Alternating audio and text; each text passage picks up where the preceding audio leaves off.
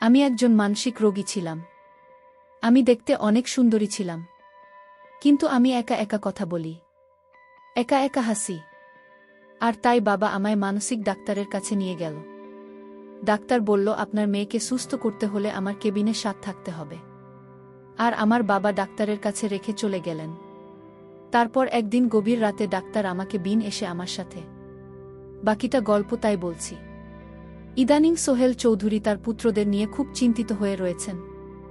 সোহেল চৌধুরীর 3 পুত্র, অনিক চৌধুরী, ম্যাক চৌধুরী, রুদ্র চৌধুরী। 3 পুত্র দেখতে মাশাল্লাহ মারাত্মক সুদর্শন। বড় ছেলে অনিক চৌধুরী পেশায় একজন ডাক্তার, বয়স 26 ছুঁই ছুঁই। শুধুমাত্র পড়াশোনা নিয়ে ব্যস্ত থাকায় ছাত্র জীবনে প্রেম করার সময় পায়নি। মেডিকেলের অনেক সুন্দরী তরুণীরা তার পিছু পিছু ঘুরেছে। এমনকি এখনও তার বাড়িতে মেয়ের বাবারা তার সাথে বিয়ে দেওয়ার জন্য বাড়িতে বিয়ের প্রস্তাব নিয়ে আসেন। অতিরিক্ত বিয়ের প্রস্তাব সামলাতে সামলাতে সোহেল চৌধুরী হিমশিম খান। রোজ রোজ বিভিন্ন মেয়ের বাড়ি থেকে টেলিফোন আসে, কিন্তু অনেকের মতামত ছাড়া তো আর বিয়ের দিকে এগোনো যায় না। বহু নারী অনেকের মন জয় করার জন্য পাল্লা দিয়ে উঠেছে। কেউ কেউ অনেকে রূপে পাগল, আর কেউ কেউ তার উজ্জ্বল ক্যারিয়ারের। তাদের একটাই লক্ষ্য, অনেকের সাথে প্রেম করা এবং বিয়ে করা। অনেক রোগী দেখার জন্য চেম্বারে এসে বসল। মধ্যবয়স্ক এক ভদ্রলোক একটা অল্পবয়সী মেয়েকে নিয়ে চেম্বারের ভিতরে এসে বসলেন। উনার শুকনো মুখ দেখে বোঝা যাচ্ছে উনি উনার মেয়েকে নিয়ে খুবই চিন্তিত।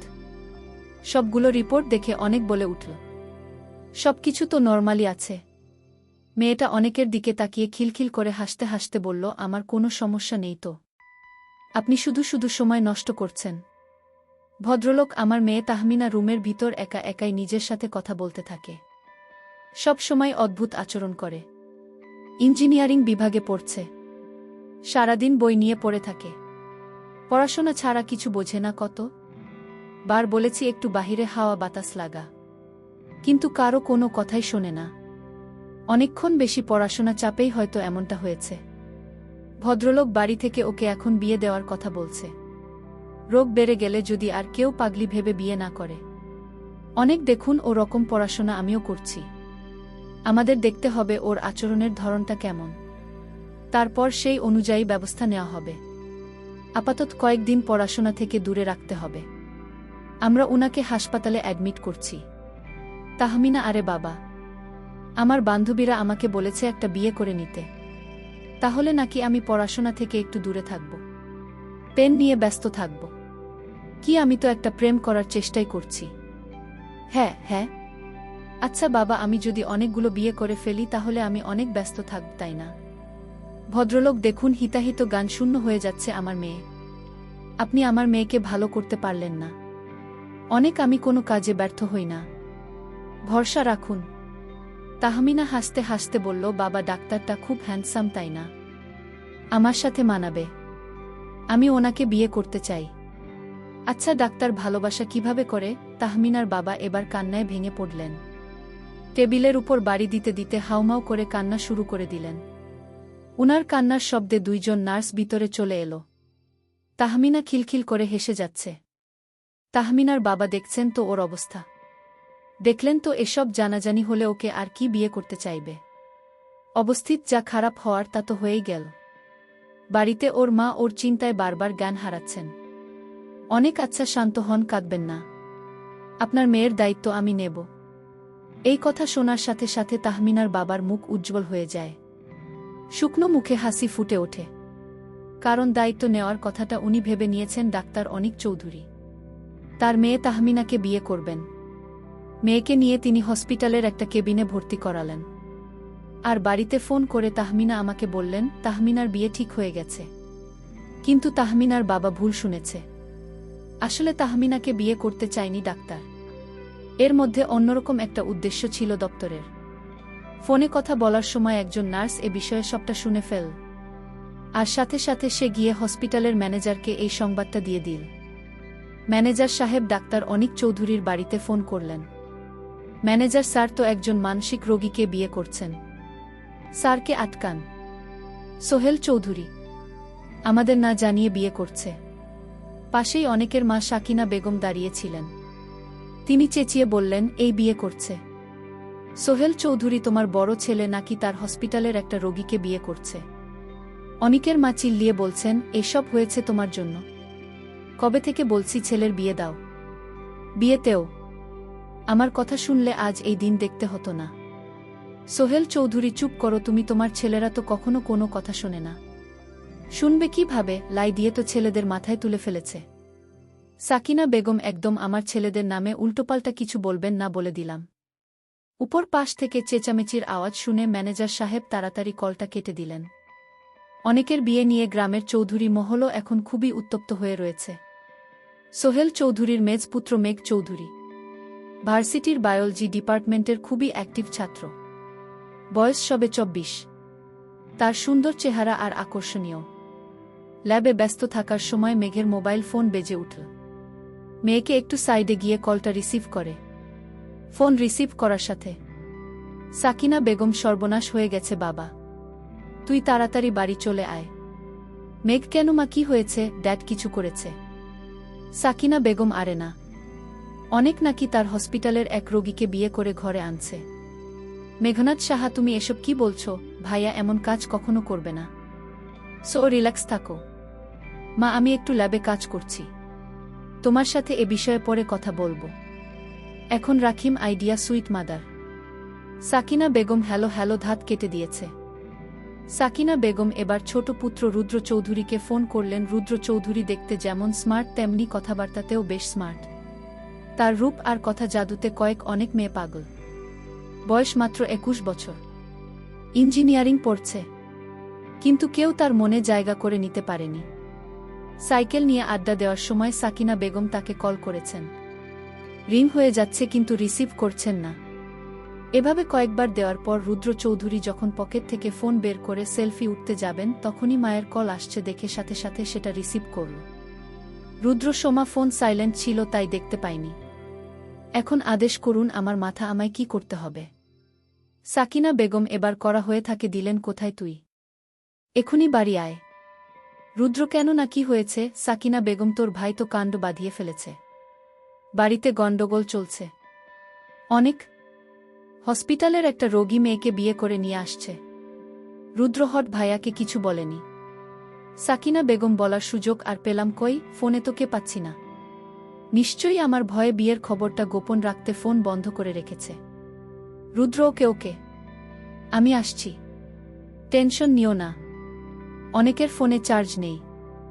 বাইরের কিছু কাজ সেরে দুপুরের খাবার খেয়ে আবার চেম্বারে এসে বসল আর ফোনটা চার্জে লাগিয়ে দিল। নাচটা চেম্বারের দরজার সামনে দাঁড়িয়ে বলল, স্যার আসব। অনিতা, এসো। না স্যার, আপনি কি সত্যি সত্যিই বিয়ে করছেন? নার্সের কথা শুনে অনেকের চোখ কপালে উঠে যায়। অনেক, আমি বিয়ে করছি মানে কি বলছো এসব? নার্স, আর তখন যে রোগীরা অ্যাডমিট হলো যাকে আপনি দায়িত্ব নেওয়ার কথা বললেন? অনেক, ওহো, আমি কি বিয়ে করার কথা বলেছি নাকি? আমি তোকে সুস্থ করার দায়িত্ব নিতে চেয়েছি। নার্স, কিন্তু উনার বাবা যে উনার বাড়িতে ফোন করে বললেন আপনার সাথে উনার বিয়ে, আপনি ওনার দায়িত্ব নিয়ে নিয়েছেন। আর এটা শুনে তো আমিও, অনেককে আমিও নার্স ম্যানেজার সাহেবকে বলে দিয়েছি। অনেকেই ম্যানেজার আমার বাড়িতে ফোন করে সবটা জানিয়ে দিয়েছেন, তাই তো। নাচটা এবার মাথা নিচু করে উত্তর দিল, না মানে আসলে স্যার, আপনার বাবাই তো সবসময় এখানে সব খবর ওনাকে জানাতে বলেন। অনেক, হুম জানি, বাবা এই কাজ আগেও করেছে। ঠিক আছে, তুমি যাও এখান থেকে, খুব ভালো গণ্ডগোল লাগিয়ে দিয়েছে। নাচটা তড়িঘড়ি করে চেম্বার থেকে বের হয়ে গেল। আর অনেক কাপলের উপর 2 হাত দিয়ে বসে রইল, কারণ বাড়িতে এখন এটা নিয়ে তিল থেকে তাল হয়ে যাচ্ছে। সময় রাত 7টা। অনেক চেম্বারে বসে আছে, বাড়িতে যাওয়ার সাহস পাচ্ছে না। হঠাৎ মনে হলো তাহমিনাকে একবার দেখে আসা উচিত।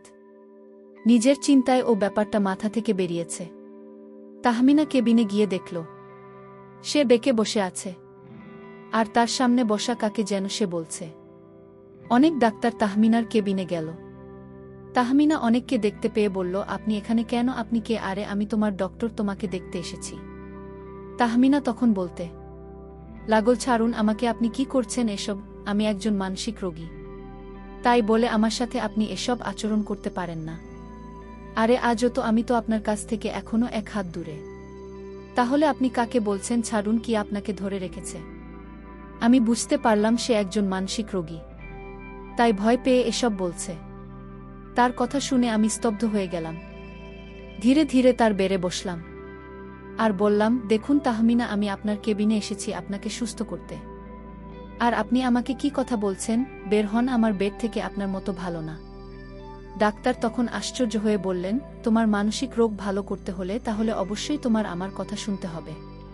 তাহমিনা আরও বলল, আপনার এত লোভ কেন আমার প্রতি? আপনি আমাকে বিয়ে করতে চান?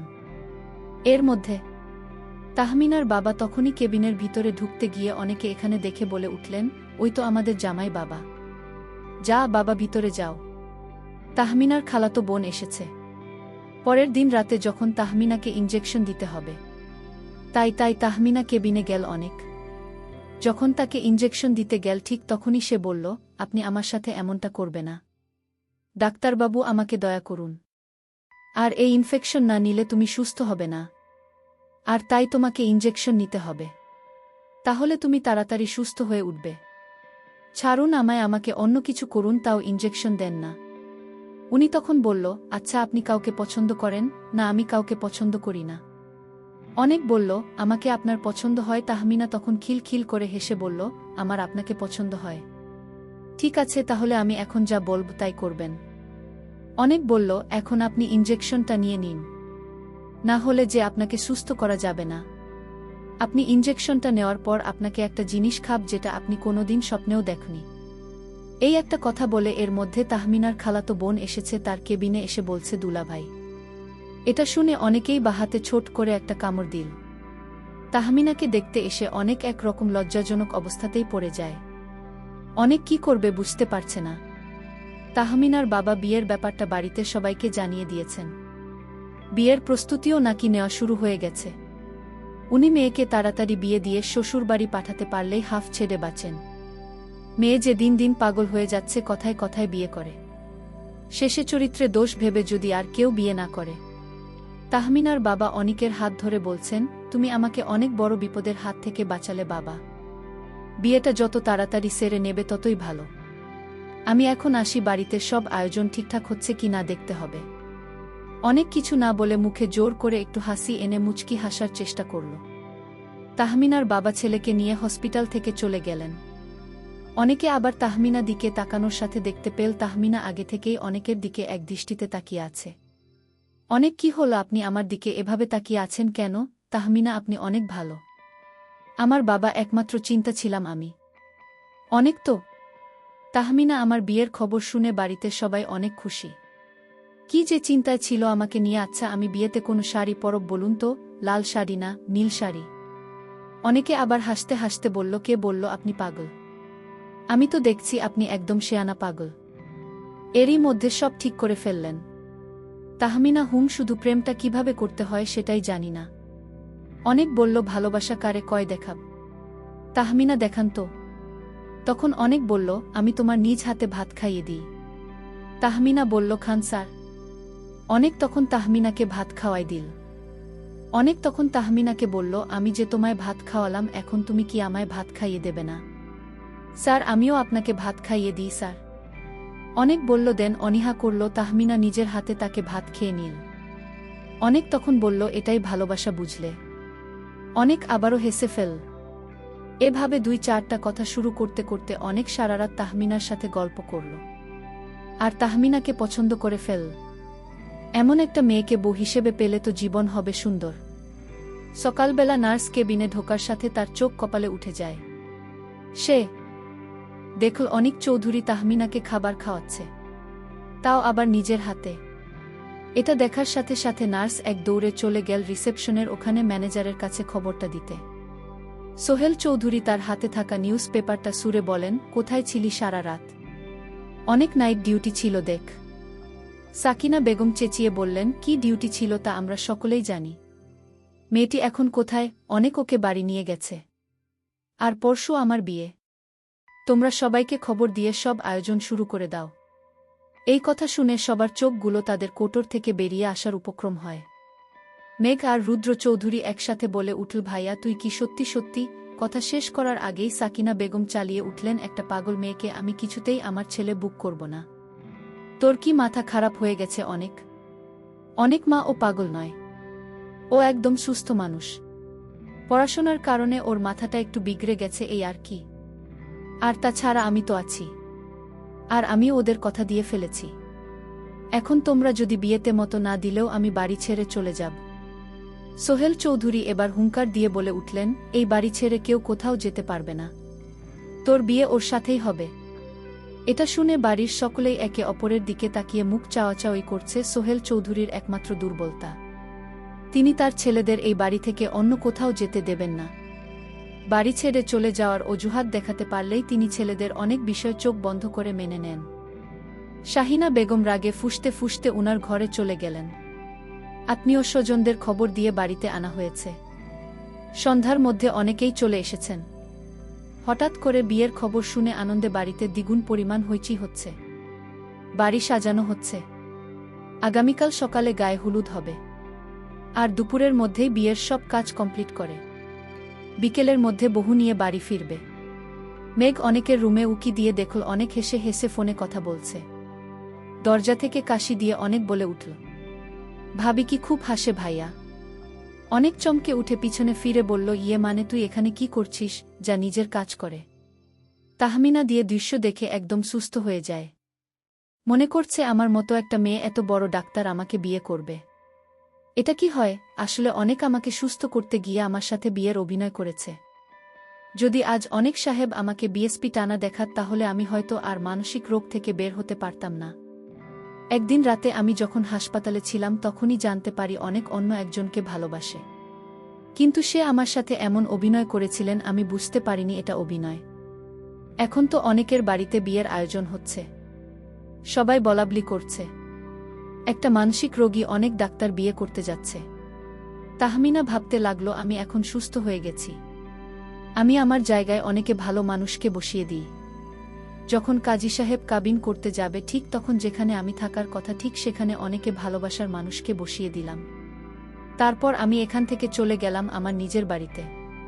বাবাকে গিয়ে বললাম, বাবা অনেক সাহেব আমাকে বিয়ে করবে। এটা ভাবা যায় না, কারণ সে একজন দক্ষ, তার আগে থেকেই একজনকে পছন্দ। আর আমি মাত্র এসসি পাস। বাবা অনেকের যত্ন পেয়ে আমি ভালো হয়ে গেছি। বাবা আমার এখন আর কোনো সমস্যা নেই। বাবা অনেক যদি আমার সাথে এই অভিনয়টা না করত, আমাকে বিয়ে করার স্বপ্ন না দেখাত, তাহলে হয়তো আমি সারা জীবন পাগলি থেকে যেতাম। বাবা অনেক সাহেবের মতো ডাক্তার এই যুগে পাওয়া যাবে কি না সন্দেহ। তার কি মেধা, সে কোনো ওষুধ ছাড়াই আমাকে সুস্থ করে তুলেছে। এদের বলা যায় ডক্টর, কারণ অনেক বুঝতে পেরেছিল আমার রোগটা কোথায়। আর তার ভালোবাসা পেয়ে আজ আমি পরিপূর্ণ সুস্থ। আল্লাহর কাছে দোয়া করি অনেক যেন 1000 বছর বেঁচে থাকুক।